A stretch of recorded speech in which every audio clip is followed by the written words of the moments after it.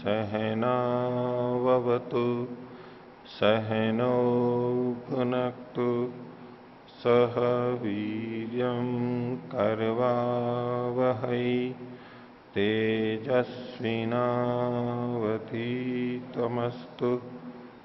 मा विद्विषावहै।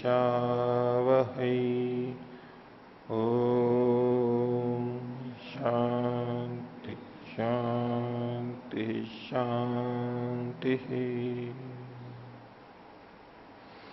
छांदोग्य उपनिषद की 39वीं कक्षा।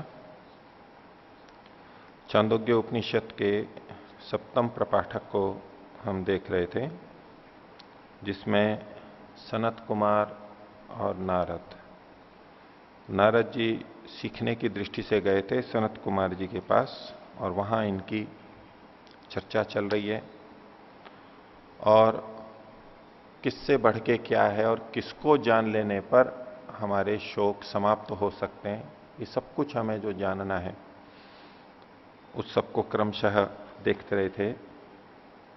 तो जिसमें इन्होंने पीछे अंत में चित्त और ध्यान, चित्त से भी बढ़कर के ध्यान को बताया था, जो समझ है सूझ है उससे भी बढ़कर के ध्यान को बताया था। क्योंकि समझ तभी हो सकती है जब ध्यान होगा, एकाग्रता होगी। ध्यान नहीं है तो समझ ठीक नहीं बैठेगी, हमारे निर्णय भी गलत हो जाएंगे। जब जब हम कुछ विशेष निर्णय को लेते हैं तो वहां समझ हमारी विशेष काम करती है, तो वहां एकाग्रता जिसकी अधिक होती है, जो कम समय में आगा पीछा देख करके निर्णय कर लेता है, वो अधिक सफल हो जाता है। उसमें ध्यान एकाग्रता होनी चाहिए। तो बाकी ये सब पृथ्वी आदि सब ऐसे लग रहे हैं जैसे कि ध्यान कर रहे हो, अंतरिक्ष जैसे ध्यान कर रहा हो, इस तरह से एक भाव बनाया है कि जैसे सब और ध्यान ही ध्यान कर रहे हैं, सब कुछ ध्यान ही ध्यान चल रहा है। जो वृद्धि को प्राप्त कर रहे हैं, महत्ता को प्राप्त कर रहे हैं, वो भी ध्यान के अंश से ही कर पा रहे हैं, बिना ध्यान के अंश से कोई प्रगति नहीं करता है। और इसी तरह से जो निम्न स्तर के हैं, जो निंदा चुगली आदि भी करते हैं, कलह करते हैं, उसमें जो कुशल हैं, अधिक अच्छी तरह कर लेते हैं, वो भी ध्यान से ही कर पाते हैं, नहीं तो नहीं कर पाते। और जो प्रभु बनते हैं, बड़े बनते हैं, वो भी ध्यान के अंश से ही बनते हैं। तो ध्यान को यदि पूरा कर ले तो बहुत हमारी स्थिति बन सकती है। तो ध्यान बहुत महत्वपूर्ण है। तो ध्यान को ही ब्रह्म के रूप में जो उपासना करता है, आजकल बहुत चलता है, कुछ भी बात हो तो ध्यान, कुछ भी बात हो तो ध्यान। वैसे हमारी भाषा में भी प्रचलित है बहुत सारा, ध्यान दे के करो, ध्यान नहीं दिया, गौर नहीं किया, ध्यान नहीं, ध्यान ध्यान शब्द बहुत है। और वैसे भी आध्यात्मिक क्षेत्र में आजकल ध्यान के बारे में बहुत चर्चाएं चलती हैं, लोग ध्यान करते हैं, ध्यान की महत्ता बहुत बड़ी बड़ी, बहुत अनुसंधान हो रहे हैं। तो नारद जी ने संत कुमार जी से पूछा था, क्या ध्यान से भी बढ़कर के कुछ है? ध्यान से बढ़कर के तो क्या है? आजकल बहुत ऐसे मिलते हैं, ऐसी बातें करते हैं, पद्धतियां हैं, बस ध्यान है तो बस सब हो गया, और कुछ नहीं इससे बड़ा। और क्या है? ध्यान ही तो है। ध्यान कर रहे हैं तो ठीक है, बाकी और कुछ कर रहे हैं, पूजा पाठ और अन्य कर्म कांड, उसको मुख्यता नहीं देते। ध्यान है तो बस सब कुछ कर रहे हैं। तो ध्यान से भी बढ़ करके क्या है वो आगे बता रहे हैं। तो सप्तम प्रपाठक का 7वां खंड और प्रथम प्रभाग। सनत कुमार जी बोलते हैं, विज्ञानम वाव ध्यानात् भूयः। विज्ञान है ये ध्यान से भी बढ़ करके, विशेष जो ज्ञान है। पीछे जो वाक और वो सामान्य ज्ञान था, अर्थ का ज्ञान था, वो सामान्य ज्ञान था, ये विशेष ज्ञान है। विशेष ज्ञान ध्यान से भी बढ़ करके क्यों है? तो कहते हैं, विज्ञान वा ऋग्वेदम विजानाति। विज्ञान से ही तो ऋग्वेद को जानता है। पहले कहा था वाणी ही वेद को बताती है, ऋग्वेद को बताती है, वाक वो अपनी जगह ठीक है, ये तो शब्द भी वेद को बताता है, नाम भी वेद को बताता है, लेकिन शब्दार्थ देखा तो वो भी वेद को बताता है। पहले वेद पढ़ते हैं, हाँ पढ़ते हैं, वो नाम रूप में भी पढ़ सकते हैं, उससे ऊपर वाले शब्दार्थ तक जाते हैं, वहां तक भी हाँ वेद को पढ़ रहे हैं। और एक विशेष रूप से जो जानते हैं, और उसकी गहराइयां हैं, वेद की बहुत गहराइयां हैं, उसको जानना, उसको समझना, तो वास्तव में जो ज्ञान होता है ऊंचा, वो तो विज्ञान से होता है। तो विज्ञान है न वा ऋग्वेदम विज्ञान आती, विज्ञान के बिना तो ऋग्वेद को भी नहीं जान सकते। विज्ञान इतना बड़ा है। यजुर्वेदम, सामवेदम, आथर्वेद, आथर्वणम, चतुर्थम, ये चारों वेदों का नाम ले लिया। इसी तरह से बाकी सारी बातें भी बताई हैं जो पीछे बताई थी इन्होंने।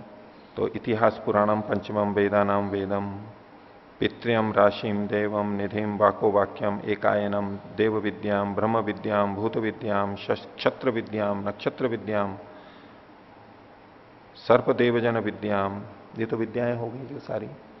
और भी चीजें जो गिनाई थी पहले भी उसी तरह दिवम च पृथ्वीम च वायुम च आकाशम च आपश्च तेजश्च देवांश्च मनुष्यांश्च पशुश्च वयांसी च तृण वनस्पति श्वापदानी कीट पतंग पिपीलिकम, ये सब कुछ और भी चीजें बताई थी इसके अतिरिक्त। ये वर्ग हो गए, पहले विद्याओं वाले हो गए, फिर ये चीजें हो गए, देव हो गए और प्राणी हो गए।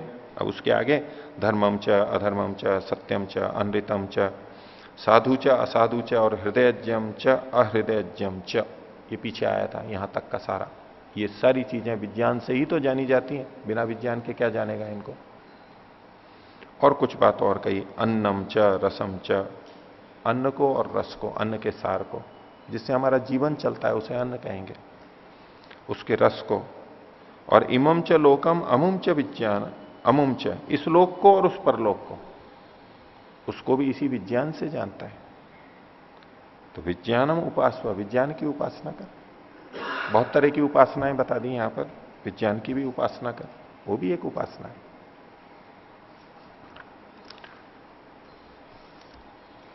पर कई बार हम एक ही तरह की उपासना को उपासना समझ लेते हैं, वो ही उपासना है, परमात्मा की उपासना ही उपासना है। वो अपनी जगह ठीक है एक अंश में, लेकिन उसके अलावा बाकी को हम उपासना ही ना कहें, वो भी उपासनाएं हैं, उसी ओर बढ़ाने में काम करती हैं। बाकी शैली उसी तरह की है कि स यो विज्ञानम ब्रह्म इति उपासते, जो विज्ञान को ही ब्रह्म मानता है। आजकल इस तरह के लोग मिल जाएंगे, विज्ञान ही सब कुछ है, विज्ञान से बढ़कर के क्या है, वैज्ञानिक ही सबसे बड़े, विज्ञान को ही जानना, ये सबके पीछे है। तो वो विज्ञानवतो वही स लोकान ज्ञानवतो अभिसिद्ध्यति, वो ज्ञान वाले विज्ञान वाले लोगों को प्राप्त कर लेता है, उन्हीं स्थितियों में पहुंच जाता है वो। और जहां तक विज्ञान की गति होती है वहां तक उसका यथा कामचार होता है, यथेच्छ गति से विचरण करता है वो। नारद जी ने फिर पूछा कि इस विज्ञान से भी बढ़ के कुछ है? सनत कुमार जी ने उसी तरह कहा, हाँ विज्ञान से भी बढ़ करके कुछ है। बोले वो बताइए मेरे को, तो विज्ञान से बढ़ के क्या होगा? तो देखिए आगे क्या कहते हैं। अब इसमें एक अलग तरह से बात शुरू हो रही है। ये जो एक से बढ़कर के एक है, ये जो बताया जा रहा है, एक तो कई जगह तो हमें क्रम लगेगा कि हाँ ये, कई उस क्रम से हट करके उससे संबंधित कोई बात आ जाएगी, इसके बिना तो ये कुछ भी नहीं है। उसकी भी महत्ता बताना चाहते हैं, ये उससे बढ़ करके देखा। बलम भाव विज्ञानात् भूयः, बल जो होता है वो विज्ञान से भी बढ़ करके। कौन बड़ा होता है? पहलवान बड़ा होता है, वैज्ञानिक बड़ा होता है? कौन बड़ा होता है? वैज्ञानिक बड़ा होता है। धन भी यश भी सब कुछ है, तो पहलवान को या खिलाड़ी को तो बड़ा नहीं कहते, जो ताकतवार बल वाला होता है उसको तो बड़ा नहीं कहते सामान्यतः। और बलवान तो अपने यहां कहते ही उसको है, बुद्धिर यस्य बलम तस्य निर्बुद्धिस्तु कुतो बलम। तो बुद्धिमान है वही तो बलवान है, नहीं तो क्या बल है। लेकिन यहां उस विज्ञान से भी बढ़ करके बल को बताया जा रहा है एक अलग दृष्टि से, उसका भी महत्व है उतना। अब वो व्यक्ति इसी में जुट गया कि बुद्धिर यस्य बलम तस्य है, तो बुद्धि को ही बढ़ाने में लग गया कि बुद्धि आ जाएगी तो बल भी आ जाएगा। ठीक है, बुद्धि आ गई तो बल भी आ जाएगा और कुछ दिनों में बीमार पड़ जाएगा और फिर चिकित्सालय में जाएगा, वो ताकत की दवाई देंगे तो बोले नहीं मेरे पास बहुत बल है। मना कर सकता है कि दवाई नहीं लूंगा बल की, ताकत बढ़ाने की? कहेगा नहीं मेरे पास तो बुद्धि का बल है, और जिसकी बुद्धि है वही बलवान है, आप मेरे को दुर्बल कैसे कह रहे हो? नहीं चलेगी बात। सारी बुद्धि एक तरफ रह जाएगी अगर बल चला गया तो। और देखो एक और संकेत कर रहे हैं, महर्षि दयानंद ने भी किया है उसको। तो बलम भाव विज्ञानाद भूया, ये बल विज्ञान से भी बढ़कर के है, उसको महत्व देना होगा। हमारे सामने दो चीजें हों तो दोनों में से किसको अधिक महत्व देंगे? भी तुलना तो ऐसे पता लगती है ना। वैसे यूं कहेंगे भी विज्ञान ज्ञान बड़ा है बल की अपेक्षा, ठीक है। और उसके लिए यूं बल की दृष्टि से भी बात करते हैं कि एक तो केवल शारीरिक बल से लड़ रहा है, ताकत है बस, लेकिन ना तो दाव पेच जानता है कुश्ती के, और ना जूडो कराटे के कुछ दाव आदि जानता है। और दूसरा एक व्यक्ति है उससे कम बल वाला है, लेकिन वो दाव पेच जानता है और बुद्धि है उसकी, वो उसको चित कर देगा या हरा देगा, पराजित कर देगा। होता है ना। तो जिसकी बुद्धि है वो जीत गया, अधिक बल वाला तो नहीं जीता।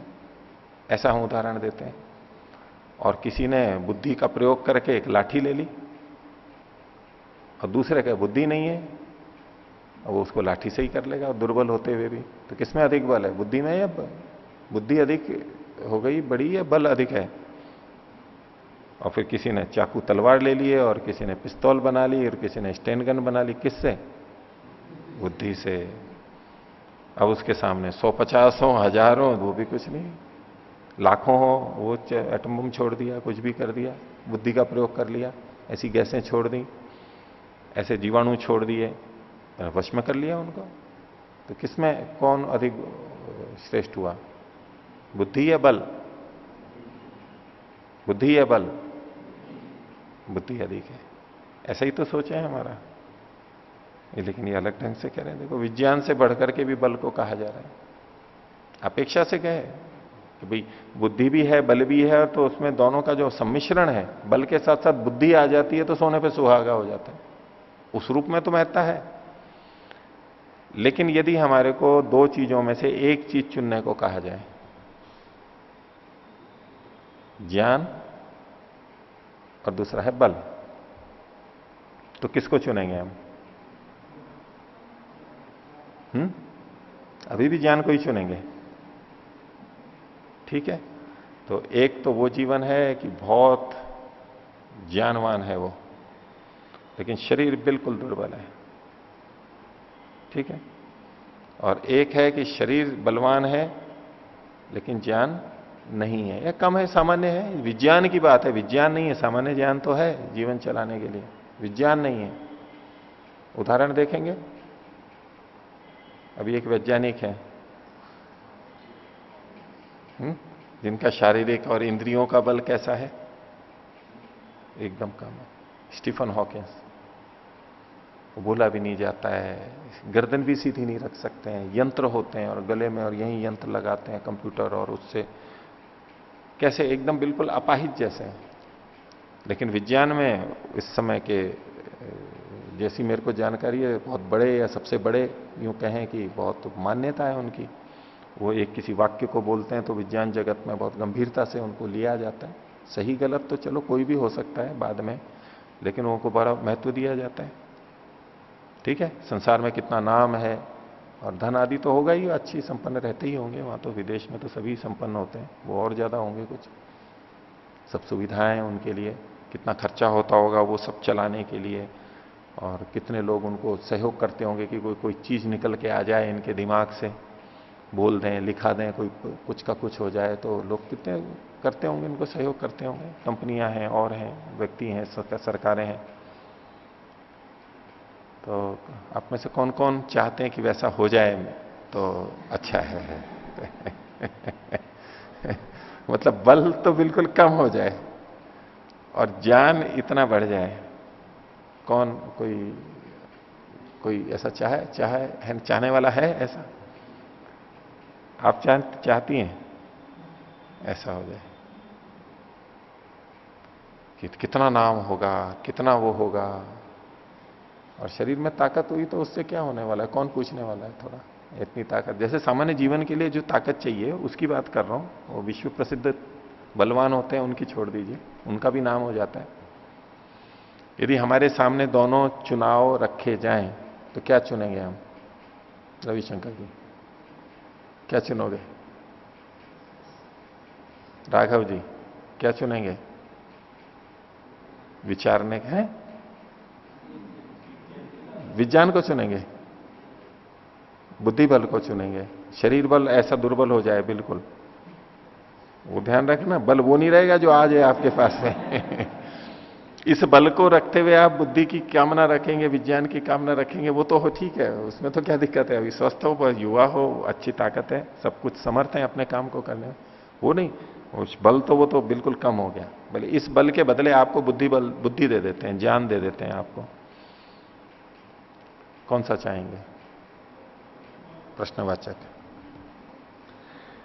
बलम भाव विज्ञानात् भूयो, एक रहस्य बता रहे हैं ये अपने ढंग से, एक बड़ी बात कह रहे हैं, है उल्टी सी लेकिन बड़ी बात कह रहे हैं। और देखो आगे क्या कहते हैं, अपिह शतम विज्ञानवताम एको बलवान आकंपयते। बोले 100 विज्ञान वाले हैं और उसमें एक बलवान आ जाता है तो वो एक उन 100 को कंपा देता है, हाथ पैर कांप जाएंगे उनके, दूध जाएंगे।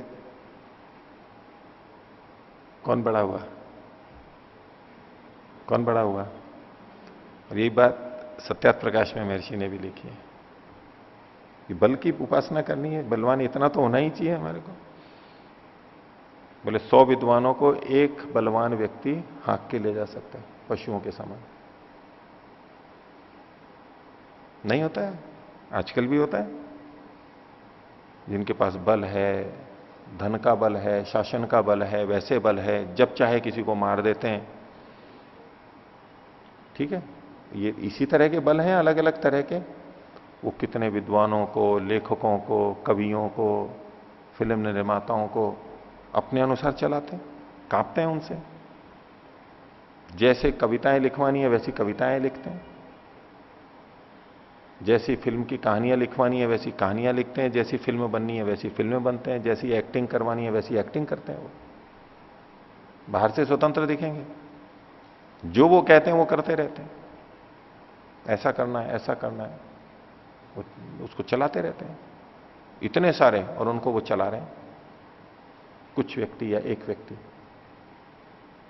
कौन बड़ा हुआ? तो बुद्धि के रहते हुए भी वो नहीं कर सकते, इतने सारे मिलकर के भी, इतनी सामर्थ्य होते हुए भी वो चला रहा है। उसके बल इतना है, उसको गलत ढंग से भी चला सकता है कोई, उसके आगे पीछे घूमते हैं, उसकी बात को मानते हैं। बल भी उससे भी बड़ा है, उसकी महत्ता है बहुत। इसका प्रयोजन यही है कि हम उसको भी अर्जित करें, वो भी हमें रखना चाहिए। ऐसे लुंज-पुंज ना हो जाए बिल्कुल कि कोई भी कुछ भी आए और यूं ही धक्का दे जाए और आते ही तो कांपने लग जाए, हमारे हाथ पैर कांपने लग जाए, हम बेहोश हो जाएं डर के मारे। ठीक है, मलमूत्र निकल जाए हमारा, सब कुछ गया। अब वो जैसा कहेगा वैसा करेंगे वो। और ऐसे में कई लोग कहते हैं कि वो सम्मोहित कर लेते हैं जी। सम्मोहित क्या करते हैं? वो डर के मारे सम्मोहित हो जाता है, कुछ भी नहीं लगेगा। एक जने कथा सुनाने लगे, कथा क्या उनकी वास्तविक थी, अजमेर की घटना। पति पत्नी थे दोनों, जा रहे थे, बोले रास्ते में आदमी मिल गए, उन्होंने हमारे को रोका, कहां जा रहे हो, क्या है, थैला दिखाओ। और बोले पता नहीं कैसा जादू कर दिया कि बस हम वो जैसा कहते गए वैसा करते गए, हमने थैला खोल दिया और फिर उन्होंने कैसे ले लिए। बोले आभूषण थे वो पता नहीं हाथ से निकाल दिए, हमने ही खुद ने निकाल के दे दिए उनको। इतना सम्मोहित कर दिया उन्होंने। ये मैं कुछ साल पहले की बता रहा हूं, वास्तविक घटना है और अभी भी हो रहा है। और इससे उनकी सम्मोहन शक्ति और बढ़ती जा रही है। उन लोगों की जो सम्मोहन करते हैं ना, उनके हौसले और बढ़ते जा रहे हैं। हमारी आंखें खुली हुई हैं, सब कुछ है, और उनके देखते देखते हम करते चले जा रहे हैं। और बाद में कहते हैं कि ये क्या हो गया, कुछ कर ही नहीं सके, पता नहीं क्या हो गया। ये हाथ पैर फूल जाते हैं आदमी के। ये डर के अलावा और कुछ नहीं है। हमने अपने को इतना दुर्बल बना रखा है, हम जीवन से कांपने लग जाते हैं कि पता नहीं क्या हो जाएगा, कुछ कर देगा। अंदर का बल ही नहीं, बिल्कुल मानसिक बल नहीं, शारीरिक बल नहीं। ये सामान्य जीवन चलता रहता है, वो बल अलग बात हो गई। मन का बल भी नहीं रहता, और वो अंदर से इतने घबरा जाते हैं कि जैसा कहे करके और बच लो, बस सम्मोहित हो जाते हैं। अब दवाइयां कोई करके दवाई से मोहित करे वो एक अलग बात है, अब सम्मोहन से करे, उसमें एक बड़ा कारण ये होता है डर जाते हैं, अंदर से इतने डरे हुए रहते हैं और उस डर का ये लाभ उठाते हैं। उनको पता है कि थोड़ा सा डराया और बस फिर बाकी सब काम सरल हो गया हमारा। अब ये जो जिनके हथकड़े उतर रहे हैं, ये हो रहा है, ये जो भी कुछ हो रहा है, वो बुद्धिमान है या नहीं है? जानते हैं, फिर भी बल के आगे। कहां गई वो बुद्धिर्यस्य बलम तस्य? बुद्धिर्यस्य बलम तस्य कहां घटेगा? जहां हमारे पास ये बल है और अब साथ में बुद्धि है, तब इस बल को हम कई गुना बढ़ा सकते हैं और उसका उपयोग कर सकते हैं। और दूसरा हमारे से कम बुद्धि वाला है और हम उससे थोड़े 19-20 भी हैं या 15 भी हैं, तो भी हम कर सकते हैं, उसको वश में कर सकें। लेकिन बल की उपासना यदि हमने नहीं की है, वो बुद्धि कुछ काम नहीं करेगी, विज्ञान कुछ काम नहीं करेगा, सब धरा रह जाने वाला है। बलम वाव विज्ञानात् भूय। और अपिच शतम विज्ञानवताम एको बलवान, 100 विज्ञान वालों में एक बल वाला आ जाए तो वो सब कांपने लगते हैं। और 100 बलवानों के बीच में एक विज्ञान वाला आ जाए तो बलवान कांपने लगते हैं? नहीं, नहीं कांपेंगे। आगे, स यदा बदि भवती, जब कोई व्यक्ति बलवान होता है, बल तो चाहिए, जब वो बलवान होता है तभी वो विज्ञान तक की स्थिति को बता रहे हैं, कैसे पहुंचता है वहां। अथा उत्थाता भवती, तब तो वो उठ पाता है, बल होता है तभी तो उठेगा, नहीं तो उठेगा भी नहीं, वो ताकत ही नहीं होगी। उत्तिष्ठन परिचरिता भवती, और उठ करके परिचर्या करने वाला होता है, किसी की सेवा करने वाला हो जाता है, किसी के लिए कुछ करने वाला होता है, गुरु की सेवा करने वाला हो जाता है, सामर्थ्य वाला। और परिचरण उपसत्ता भवती, और उसकी परिचर्चा करता हुआ उनके पास में बैठने वाला हो जाता है, निकट आ जाता है, गुरु आचार्य की दृष्टि से कह रहे हैं। और जो परिचर्या नहीं कर सकता उसको दिक्कत हो जाती है, वो यही कहता रहता है जी ताकत नहीं है और मेरे ये नहीं है और वो सेवा नहीं है। तो सेवा से विद्या आती है, गुरुकुलों में और जगह से हम भी देखते हैं, वो सब होता ही है।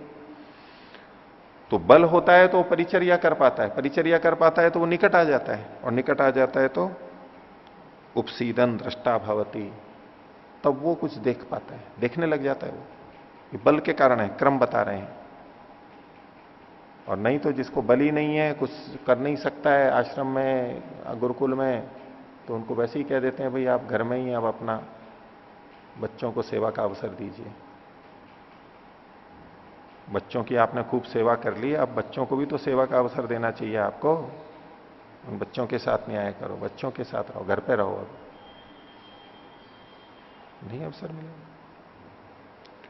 तो उपसीदन दृष्टा भवती, वो देखने वाला होता है, श्रोता भवती, वो सुनने वाला हो जाता है, मनता भवती, मनन करने वाला होता है, बोद्धा भवती, जानने वाला हो जाता है, और जानने पे अधिक कर्ता भवती, करने वाला होता है, और फिर विज्ञाता भवती, तब विज्ञाता होता है वो। तो जिस बल के कारण से ये सारी प्रक्रिया हो पाती है, वो बल इस विज्ञान से भी बढ़ करके बल की उपासना भी होनी चाहिए।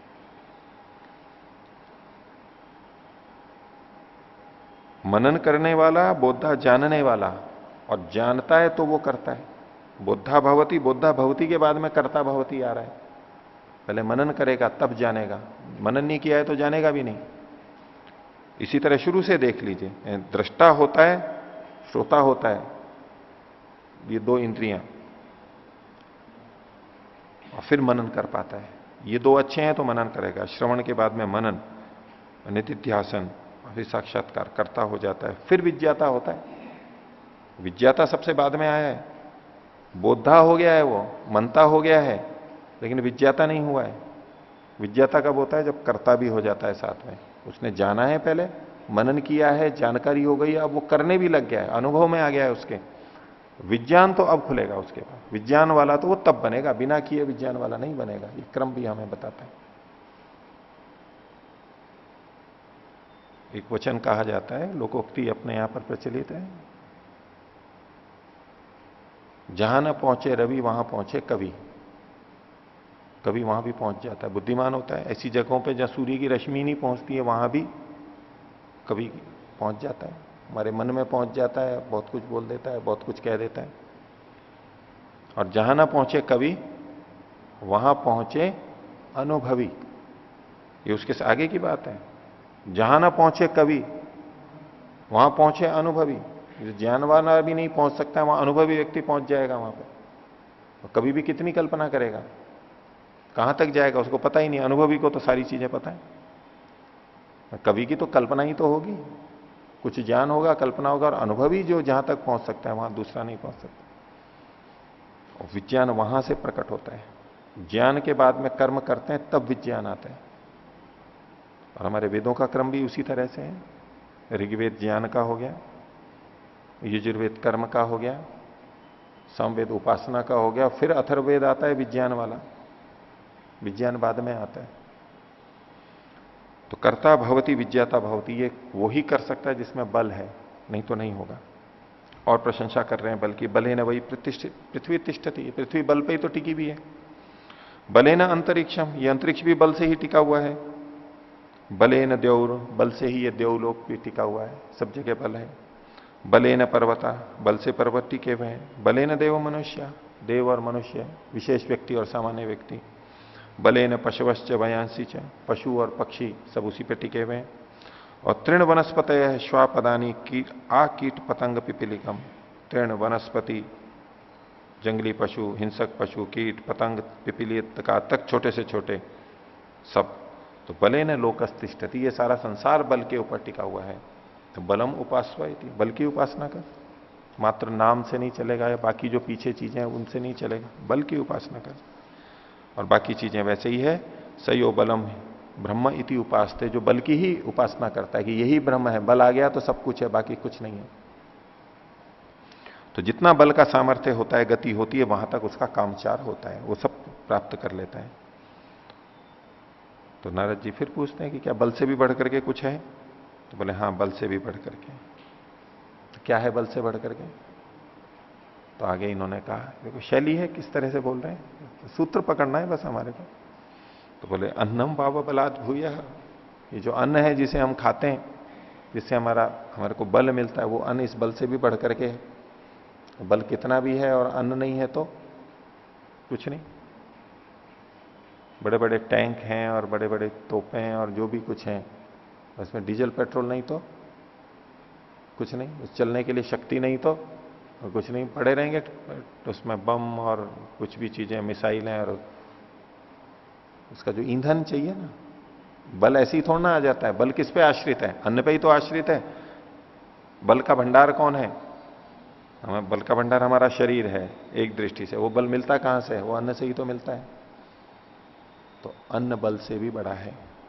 तो अन्नम वाव बलात् भूयः। तो तस्मात यद्यपि 10 रात्रि न अश्नीयात, तो इसलिए जो जो भी 10 रात तक, यानी 24 घंटे का मतलब है रात को, ये ऐसा नहीं कि 10 रात्रि अश्नीयात, जो 10 रात तक नहीं खाता है। आजकल है वो जमाना ऐसा था कि रात को खाया करते थे लोग, नहीं, जो 10 रात्रि तक भोजन नहीं करें।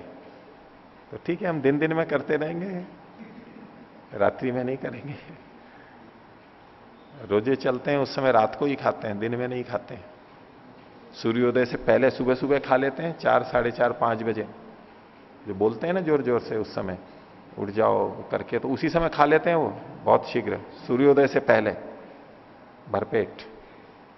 पीना भी, पानी भी नहीं पीते हैं दिन में, जो वो विशेष करते हैं। तो कुछ पीते होंगे, लेकिन मेरे को जैसा ध्यान है पानी भी नहीं पीते हैं कुछ है। हाँ, दिन में उस समय पी लेते हैं जितना लेना है पूरा, और फिर रात्रि में करते हैं जब सूर्य छिप जाता है।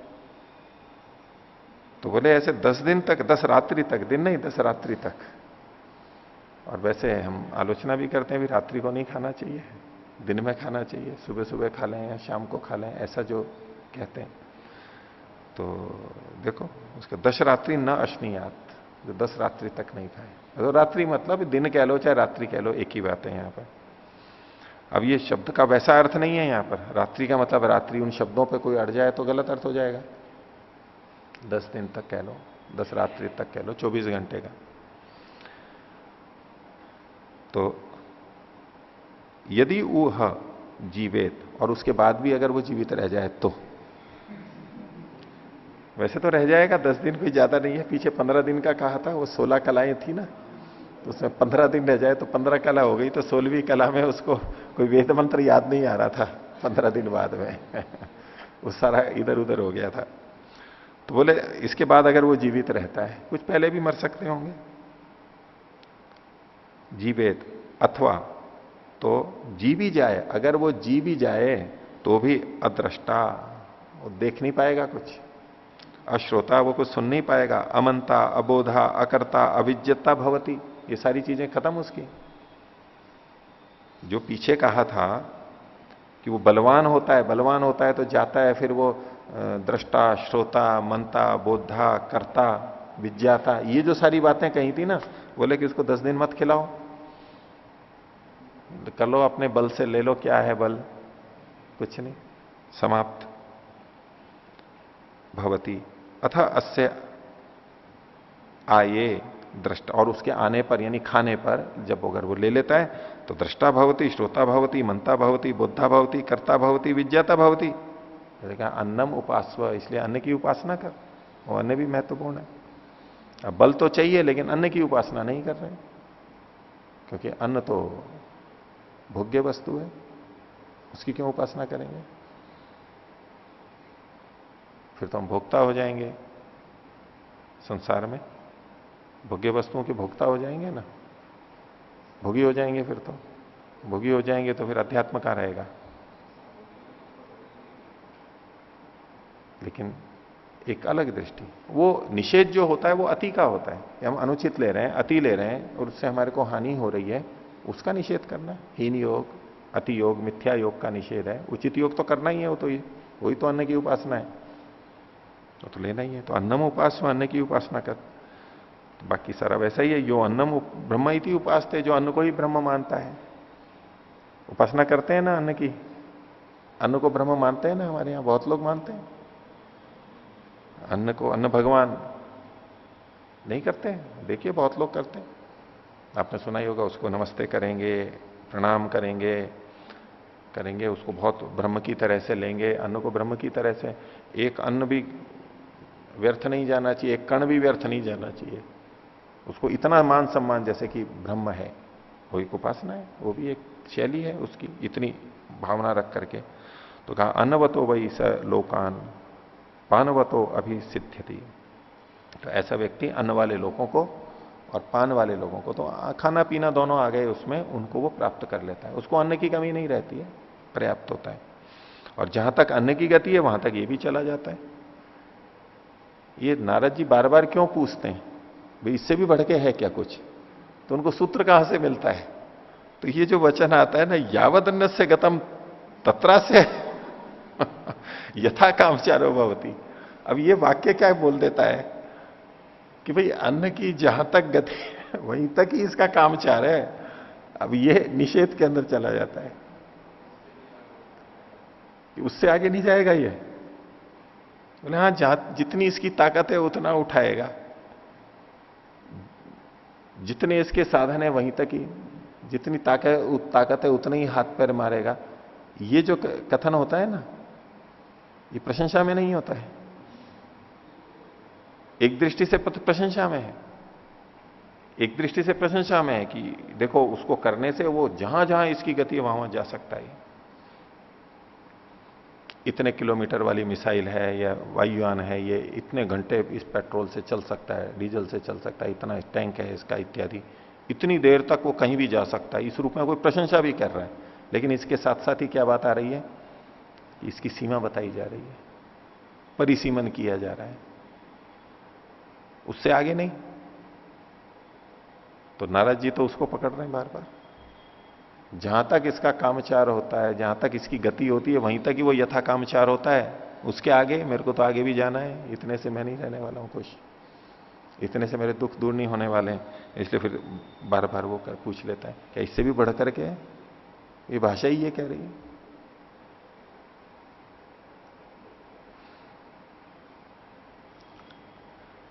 तो बोले बताइए और, ठीक है सुनिए। तो अन्न के आगे कहा आपो वाव अन्नाद भूया, पीछे भी आया था अन्न और वृष्टि का जो संबंध बताया था, तो जल इससे भी बढ़ करके है। अब बिना जल के अन्न कहां से होगा, उस दृष्टि से कथन है यहां पर। तो तस्मात् यदा सुवृष्टिर भवति सुवृष्टिर न भवति व्याधियन्ते प्राणः। तो जब सुवृष्टि नहीं होती, अच्छी वृष्टि नहीं होती यानी कम होती है, तो क्या हो जाता है, प्राण क्या हो जाते हैं, प्राण जैसे बीमार हो जाते हैं। चिंता तभी से लग जाती है ना। अभी अन्न घर में रखा हुआ है, अभी कोई कमी नहीं है, अभी रोटियां खूब बन सकती हैं, खाना बन सकता है, लेकिन वृष्टि कम हुई,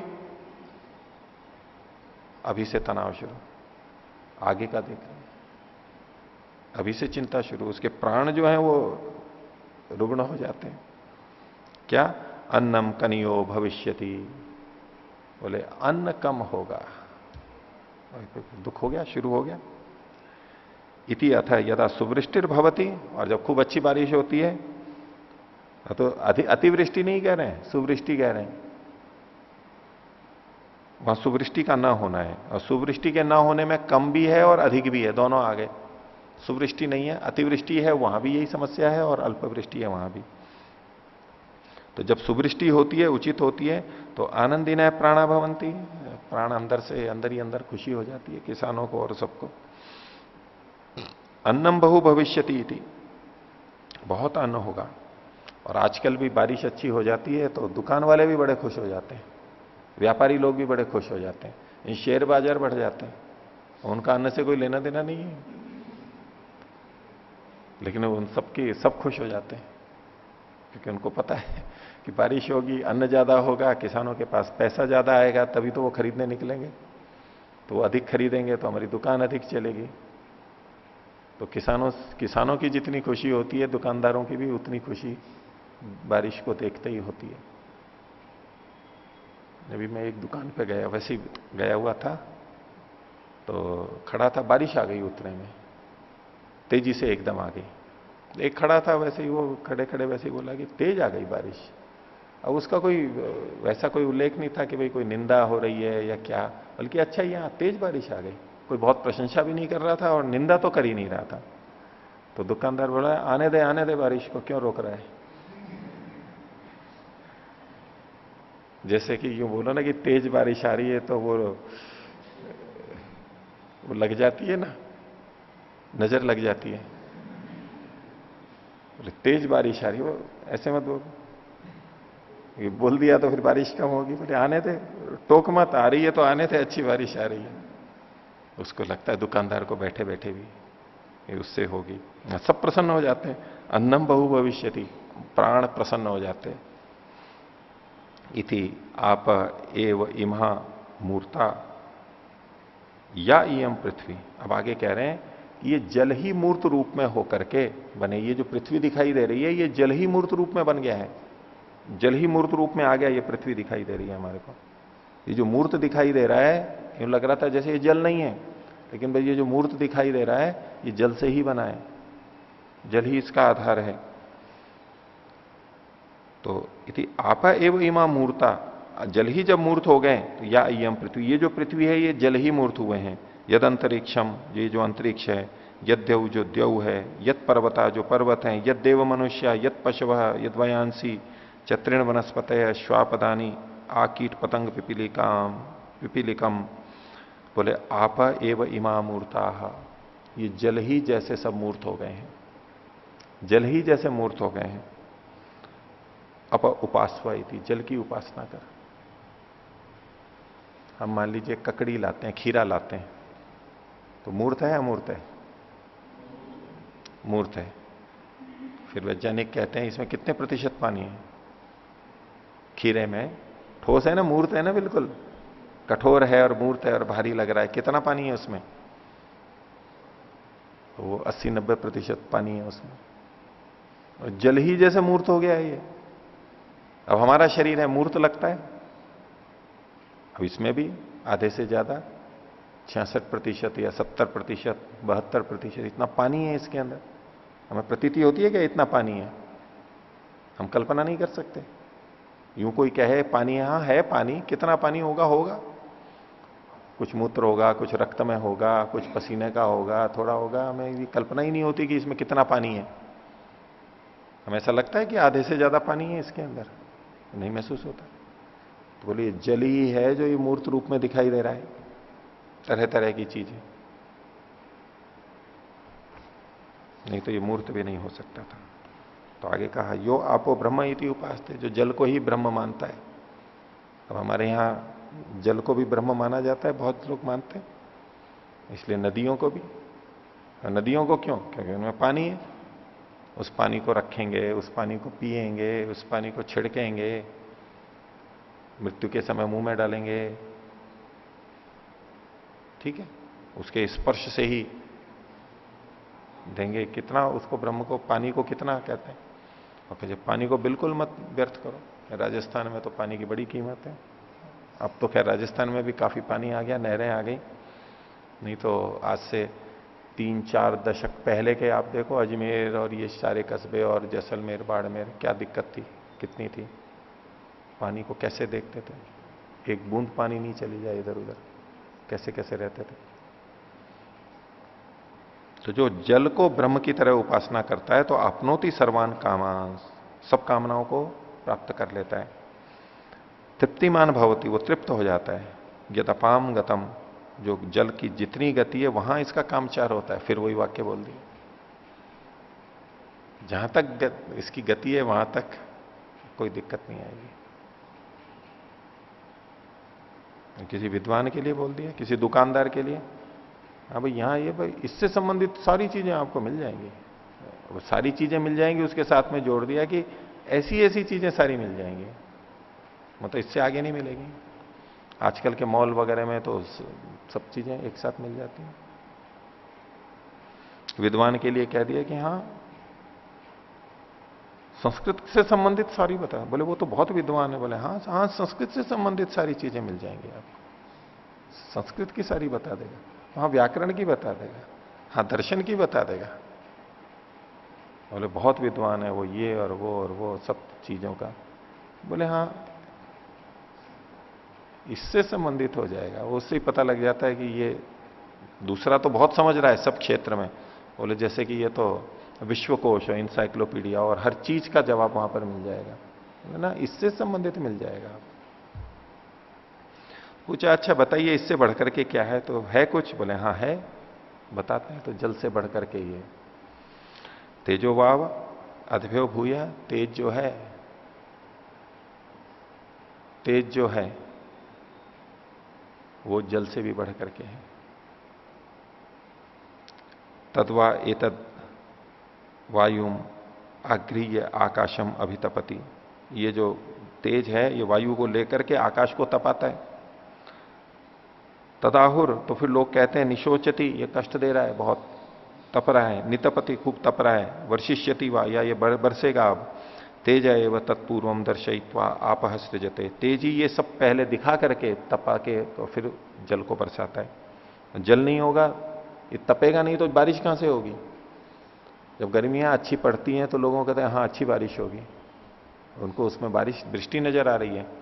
बारिश की आशा में वो सोचते हैं कि तपे कुछ, भले ही कष्ट हो रहा है। और अगर नहीं तपे, गर्मी कम पड़ी, तो बोले इस बार बारिश नहीं आएगी, ठीक कम आएगी। तो तेज एवं तत्पूर्वम दर्शयित्वा, ये सारा तपा करके और बाद में सृजत जल को सृजता है, बनाता है, देता है। तदेतत ऊर्ध्वाभिश्च तिरश्चेभिश्च विद्युत भी आह्लादाश्चरंती, तो इसलिए ऊपर नीचे तिर्यक ये सारी विद्युतें, बिजलियां और फिर उसके आवाजें कड़कती हैं, ये सब कौन करता है? ये तेज ही करता है।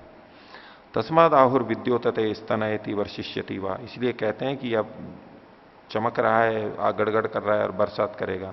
तेज एवं तत्पूर्वम दर्शयित्वा आपः सृजते, तेज उपासव, तेज की अग्नि की उपासना कर। और फिर वही जो तेज की उपासना करता है वो तेजस्वी हो जाता है। तेजस्वी वही से तेजस्व लोकान भास्वतो, चमक वाले इन लोगों को प्राप्त कर लेता है। अपततम,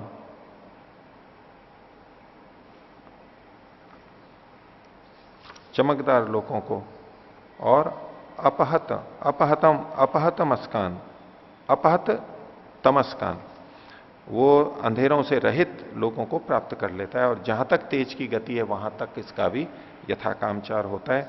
फिर पूछा इससे बढ़कर के भी कोई और है? तो कहा और भी है इससे बढ़ करके, तेज से बढ़ करके कौन है? तो बोले आकाशो वाव तेजसो भूयान, आकाश इस तेज से भी बढ़ करके है। तो अन्न बिना जल के कुछ नहीं है, और जल बिना तेज के कुछ नहीं है,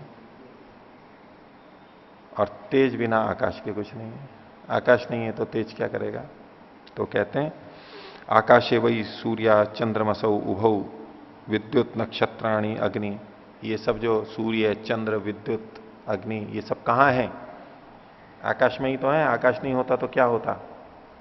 ये कहां घूमते, कहां चलते? और सूर्य एक ही जगह टिका हुआ रहता तो ये सब एक ही जगह टिके हुए रहते तो एक तरफ तप जाते, दूसरी तरफ ठंडक पड़ जाती, बहुत लायक ही नहीं रहते। तो सूर्य की महत्ता तब है जब वो घूमता है। ये चंद्र की और इन सब की महत्ता कब है? ये गतिशील हो रहते हैं। और कहां गतिशील होते हैं? आकाश में गतिशील होते हैं। बिना आकाश के क्या है? तो आगे कहा आकाशे न आह्वयति, जो एक दूसरे को पुकारते हैं वो भी कैसे पुकारते हैं? वो आकाश के माध्यम से ही। आकाश नहीं हो तो हम कैसे पुकार पाएंगे? तो सब भरा हुआ हो तो कैसे होगा? और शब्द का आधार है, उस दृष्टि से कहा। आकाशे न शृणोति, और वो सुनता भी कब है? जब आकाश है। कान में आकाश है अवकाश है तभी तो सुनते हैं, और कान को भर दिया है तो हॉर्न सुनाई नहीं देखा है तो ये बोलते हैं ना, कान में रुई डाल रखी है क्या? कान में डांट लगा रखी है क्या? रोक रखा है क्या? तो आकाश होगा तो सुनाई देगा। तो आकाशे न शृणोति आकाशे न प्रतिशृणोति, और जो बदले प्रतिश्रवण होता है वो भी आकाश से ही होता है। आकाशे रमते आकाशे न रमते, जो रमण करे या ना करे वो सब आकाश में ही होता है। मन लगता है या नहीं लगता है वो आकाश में ही होता है। आकाशे जायते, आकाश में ही उत्पन्न होता है। आकाशम अभिजायते, और वो आकाश को ही, आकाश की ओर ही जन्म लेता है। यानी आकाशम अभिजायते, उस तरफ अंकुरित के लिए इन्होंने कहा। भूमि से जो पौधे निकलते हैं वो आकाश की तरफ जाते हैं। आकाशम उपासवा, आकाश की उपासना करो। और शरीर में अगर आकाश नहीं हो हमारे शरीर में तो सुबह सुबह दिक्कत हो जाती है ना। आकाश होना चाहिए ना, अवकाश होना चाहिए ना। आकाश हो अवकाश हो तभी तो हम भोजन कर सकते हैं। अंदर आकाश अवकाश हो तभी तो सांस ले सकते हैं, नहीं तो क्या है? अंदर भर जाए, कफ भर जाए, छाती भर जाए, सांस ही नहीं अंदर जाएगा। बिना अवकाश के न प्राण है, न पानी पी सकते, ना न खा सकते, और न कुछ कर सकते। तो कैसा यह आकाशम ब्रह्म इति उपासते। आजकल तो प्रचलित नहीं है ना कोई आकाश को ब्रह्म की तरह उपासना करता हो। आकाश को ब्रह्म की तरह उपासना करता हो ऐसा कोई नहीं है। आकाश होना चाहिए, अवकाश होना चाहिए, स्पेस होना चाहिए। आजकल बड़े बड़े बंगले बनते हैं तो खुले खुले, गाड़ियां कैसी बने? खुली खुली, थोड़ी सी स्पेस होना चाहिए यहां पर। उसके पैसे ज्यादा लगते हैं, स्पेस ज्यादा। और जो ट्रैफिक पुलिस वाला खड़ा रहता है, उधर से आ रही है भीड़ आ रही है, और वो जल्दी जल्दी करता है, निकलो निकलो निकलो। मुझे तो अवकाश रहे थोड़ा सा, यहाँ आकाश रहे तो चलेगा। तो जो आकाश की ब्रह्म की तरह उपासना करता है, तो आकाशवतो वैसे लोकान प्रकाशवतो, आकाश वाले प्रकाश वाले, आकाश प्रकाश दोनों को जोड़ते हुए कहते हैं प्रकाश वाले। असंबाधान उरुगाय, तो असंबाधान जिसमें बाधाएं नहीं है, विशेष बाधाएं नहीं है ऐसे, और उरुगायत है बहुत जो विस्तृत हैं ऐसे, उन लोगों को अभिसिद्ध्यति प्राप्त कर लेता है, बड़ी बड़ी चीजों को प्राप्त कर लेते हैं। और जहां तक आकाश की गति है वहां तक उसका भी यथा कामचार होता है। और फिर पूछा कि आकाश से बढ़कर के भी कोई है? तो बोले हाँ आकाश से भी बढ़कर के। अब आकाश से बढ़कर के क्या चीज आएगी? अब उधर तो क्रम से चलते चलते वो विज्ञान के बाद में हमें लगता है कि अब क्या आएगा। विज्ञान आ गया तो वहां बल को ले आए, एक अलग दिशा पकड़ ली। फिर अब बल आ गया तो अन्न आ गया, और जल आ गया, और फिर तेज आ गया, और आकाश आ गया। अब आकाश से आगे कहां जाए? जैसे वहां विज्ञान के बाद में था, फिर कहीं कहां जाते हैं, जैसे कि रुक सा गया, उसके आगे क्या करेंगे? अब आकाश से बड़ा क्या करेंगे? तो ट्रैक बदल करके वापस एक तरफ आते हैं, आकाश से भी बढ़ करके। तो देखो क्या कहते हैं तो बोला स्मरो बाबा आकाशात भूया। जो स्मृति वो आकाश से भी बढ़ करके। अब ये स्मृति का संबंध आकाश से सीधे सीधे कुछ नहीं हो, लेकिन इसका उस विज्ञान से संबंध है। पीछे जो हम छोड़ के आए थे ना, एक ट्रैक अलग निकाल लिया था इन्होंने, बीच में एक अलग रास्ता। अब वो विज्ञान है, लेकिन विज्ञान कर भी लिया, समझ भी लिया, लेकिन उसको याद नहीं आ रहा है, समय पे याद नहीं आ रहा है। पुस्तकस्थातु या विद्या परहस्तगतम धनम कार्य काले समुत्पन्ने न सा विद्या न तत्धनम। अब विद्या है, सब कुछ है, विज्ञान है, लेकिन समय आया तो याद नहीं आया। अब क्या किस काम की हो? जैसे पैसा दूसरे के हाथ में हो, अपने हाथ में है नहीं, अब हमें खर्च करना है, अब मांगते फिरो कि जी मेरे को वापस दो मेरे पैसे, वो दे नहीं रहा है, मेरे पास है ही नहीं, 10 बहाने हैं उसके पास भी। बाद में कहा था नहीं है ये, अब क्या करें, मजबूर है, धन है उसका, उतना धन का मालिक है, लेकिन कुछ नहीं कर सकता। तो वो कहां होना चाहिए? पुस्तकस्थ नहीं होना चाहिए, तो कहां बुद्धि में होना चाहिए, स्मृति में होना चाहिए, स्मरण होना चाहिए। तो विज्ञान तो है, लेकिन स्मृति नहीं है, तो क्या हो जाएगा? तो बोले स्मृति की भी उपासना करनी है। देखिए, तो स्मरो वाव आकाशात भूय, आकाश से भी बढ़ करके स्मरण है, स्मृति है। इसको वहां से विज्ञान से संबंध जोड़ लेंगे। तस्मात यद्यपि बहवा आसीरन, तो जो कुछ भी बहुत से मनुष्य हों, बहवा आसीन, बहुत सारे मनुष्य बैठे हों, तो अस्मरंतो नैवते कंचन श्रृणुयु, अगर वो स्मरण नहीं कर रहे हैं तो वो कुछ नहीं सुन पाएंगे।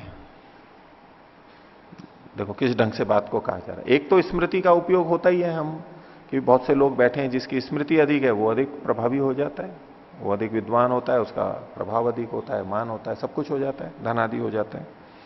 लेकिन ये क्या कह रहे हैं, बहुत सारे लोग बैठे हैं और यदि वो स्मरण नहीं कर रहे हैं, नैवते कंचन श्रृणु, वो कुछ नहीं सुन पाएंगे। भाई स्मृति का और सुनने से क्या मतलब है? भाई हमारे को अष्टाध्यायी याद नहीं है और कोई अष्टाध्यायी बोल रहा है तो सुन तो सकते हैं। भाई हमारे को उपनिषद के श्लोक और ये प्रवाक और ये वचन याद नहीं है, लेकिन हम सुन तो सकते हैं, सुन सकते हैं नहीं? तो सुनने में स्मृति की बाधा कहां है? कि स्मृति नहीं है तो हम सुन भी नहीं सकते। भाई हमें भले ही याद नहीं है, लेकिन हम सुन तो सकते हैं ना। सुनने के बाद भी भले ही कुछ भी याद नहीं रहे, कोई बात नहीं, वृद्धावस्था में ऐसा ही हाल हो जाता है, और हर प्रवचन नया ही लगता है, हर चीज नई लगती है, ठीक है, और वक्ताओं को भी बड़ा अच्छा लगता है, सुनाते हैं ना प्रधान जी।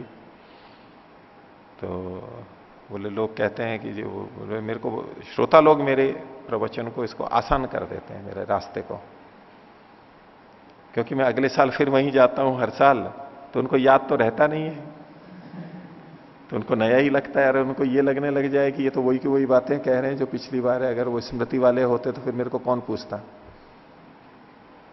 और वो भी भूल जाते हैं, तो उनको हमारा काम चलता रहता है, हम वही वही बातें बोलते रहते हैं, वो भूलते रहते हैं। तो स्मृति नहीं है, इससे वो श्रोता नहीं होते, ये तो कोई बात नहीं हुई। कैसी बात लिख दी इन्होंने? स्मरण तो नैवते कंचन श्रृणुयु, जो स्मरण नहीं कर रहा है वो कुछ भी नहीं सुनते, कुछ भी नहीं सुनते। तो क्या बात कह दी?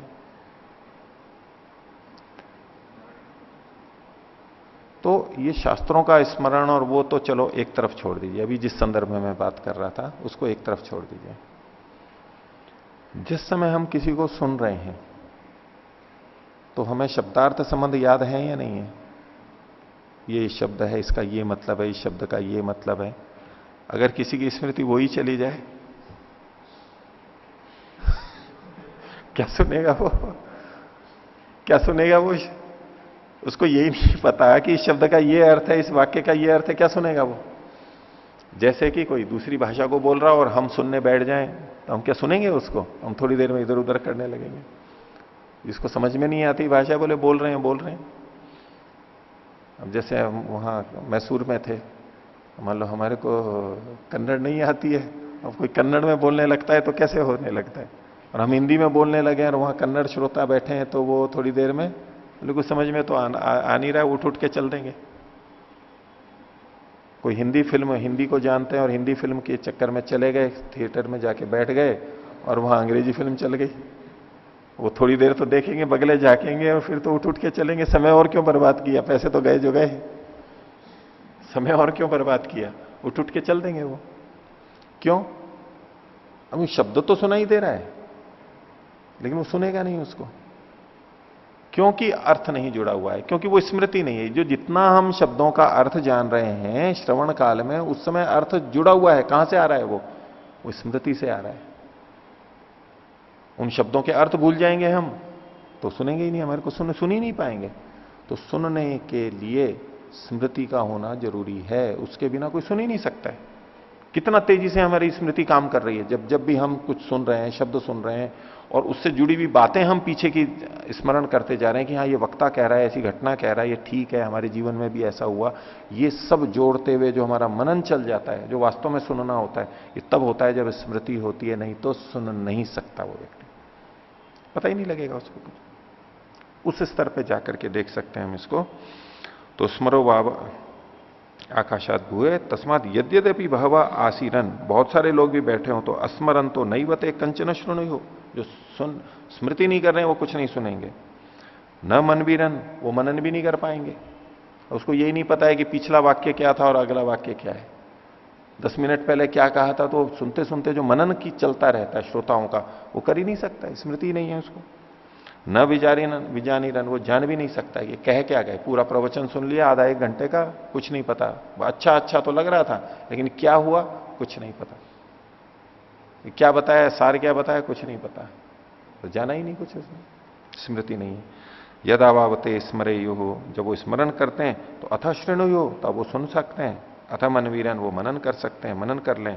अथ विचारीरन, स्मरेण जाने। और स्मरेण वही पुत्रान भी जानाती, वो स्मृति है तभी तो अपने पुत्रों को जान पाता है। बोले पुत्रों को जानने के लिए भी स्मृति चाहिए क्या? नहीं तो मेरे बच्चे हैं पता लग जाएगा। बोले नहीं, उसके लिए भी स्मृति है। नहीं तो रोगी अपने पुत्रों को भूल जाते हैं, याद ही नहीं आता कि हाँ ये मेरे बेटे हैं। और बेटे सोचे देखो क्या हो गया इनको। तो उस स्थिति में वहां भी स्मरण काम करता है।